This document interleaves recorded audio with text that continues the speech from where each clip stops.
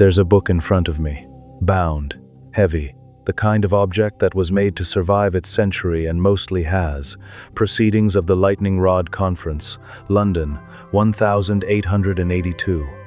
It isn't rare copies exist in libraries, and you can read the whole thing for free right now, scanned and typed out, on Project Gutenberg.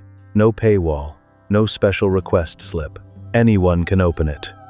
I want to start with that, because most of what I'm about to tell you sits on the far more fragile end of the evidence scale, and I think you deserve to know, up front, which parts of this story are standing on stone and which parts are standing on something closer to fog.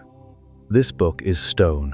It's minutes, reports, testimony, read into the record by men who built and inspected lightning conductors for a living, gathered in one room in 1882 to argue about how to stop buildings from burning down. Somewhere in these pages is a chimney. Somewhere in these pages is a man whose name you already know, giving advice about that chimney. And somewhere in the gap around these pages, not inside them, is a story about an Edinburgh building, a stonemason's diary, and copper that vanished for no stated reason. I want to restore what actually happened here, not the version with the mystery already built in, the version that survives. Picture a British public building in the 1860s or 1870s. If it's tall, if it's important, if it's the kind of structure a city was proud of, there's a reasonable chance someone has already argued about whether it needs copper on it. Copper wasn't decoration. By this period, the engineering consensus recorded again and again in period sources was that a building metallic in all its parts would take a lightning strike and simply pass the charge through, harmlessly, into the ground. An 1850s War Office report, later cited at the 1882 conference, put it almost exactly that way. The recommendation that followed was specific. Run copper conducting channels, plates, pipes, rods along the building's exterior, down to earth. So, when copper appears, or disappears, from a 19th century roofline, the first and most boring explanation is also the most historically supported one. Someone was working on the conductor system, upgrading it, rerouting it, replacing corroded fittings with better ones.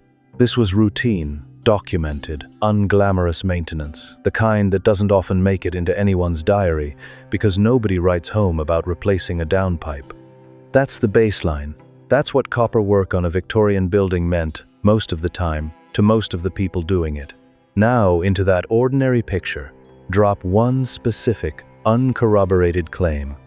Here is where the record actually gives us something concrete to hold. Not in Edinburgh, in British India, around 1837. Colonial authorities there did something that sounds, on its face, like exactly the kind of hidden decision a mystery story wants. They ordered lightning rods removed from government buildings, not upgraded, not repaired, taken off. And the order came on the advice of what the record calls scientific officers, men presenting themselves as authorities, recommending less protection, not more. This is documented. It's in the 1882 proceedings, given as testimony as a real historical episode with real consequences. And the consequences arrived. Major fires followed. The policy was reversed. I want to sit on that for a second, because it's rare to get a genuine, confirmed case of officials ordering protective infrastructure stripped away against what, in hindsight, looks like common sense. Most of what circulates as they secretly removed the safety measures has no paper trail at all. This one does. It has a decision, a rationale, a bad outcome, and a correction, all recorded by the people who lived through it. That's a real moment of stopping. A real point where the historical record says, here, protection was deliberately taken away, and here is what happened next. Was Edinburgh as India then? Was there a citywide pattern of removal waiting to be uncovered? The wider record doesn't support that read, and it actually undercuts the premise in an interesting way. By 1882, according to the engineer R.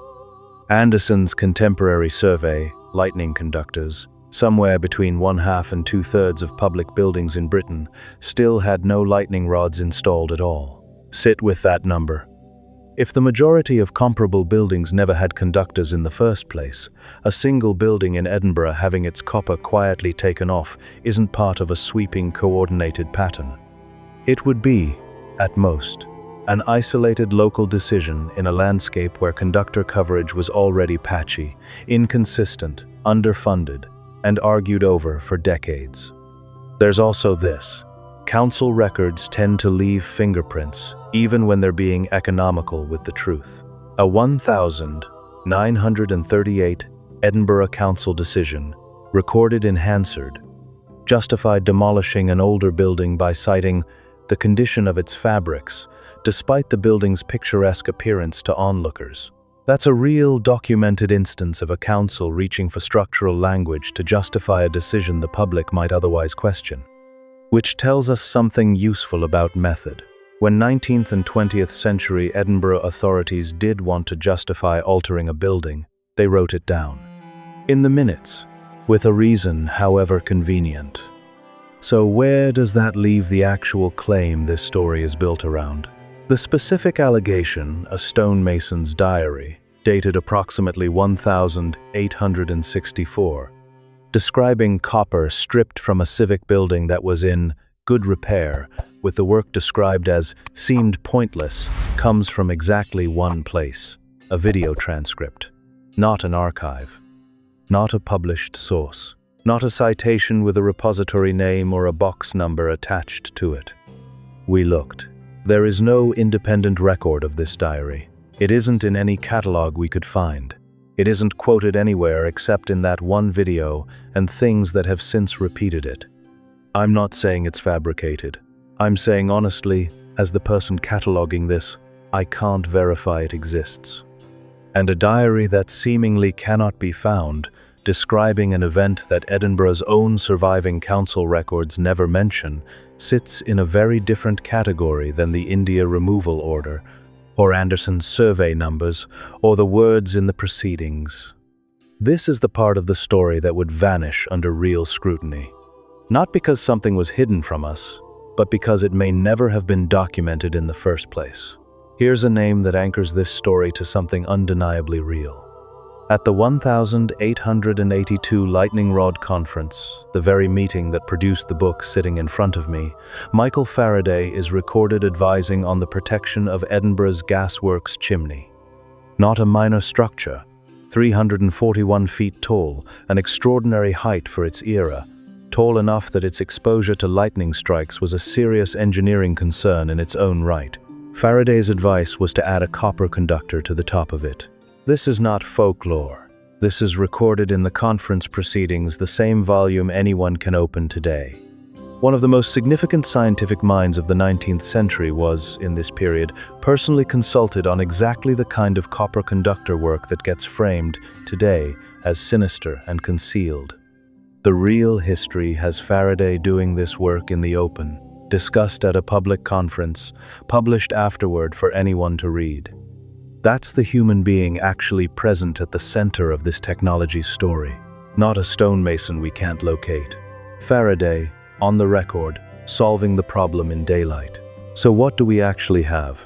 We have a real, documented case of authorities removing lightning protection in India, not Edinburgh, followed by fires, followed by reversal. We have a real survey showing most British public buildings had no conductors at all through the 1880s, which argues against any citywide removal campaign. We have real council language showing that when Edinburgh authorities wanted to justify altering a building, they put a reason in the minutes. And we have Faraday, real and recorded, doing exactly the kind of copper work the mystery claims was hidden, except doing it openly, at a public conference, with his advice written down for anyone to read since 1882. What we do not have is the diary. We don't have the stonemason. We don't have an archive, a date beyond approximately, or a single corroborating trace of the good repair, seemed pointless account that the whole story hangs on. I think that's worth saying plainly, as the person who went looking. The honest version of this isn't they covered it up. It's that the specific claim may simply not be real. And the real record, the proceedings, the India episode, Faraday's chimney tells a more mundane, better documented story than the one being sold. That's not a failure of the investigation. That's what the investigation found. The book is still here, still bound, still readable, still free to anyone who wants to check any of this themselves. That's the thing about real archives. They don't need you to trust them. They sit there, page-numbered, waiting to be checked, same as they did in 1882. The diary doesn't get that. Not because someone took it.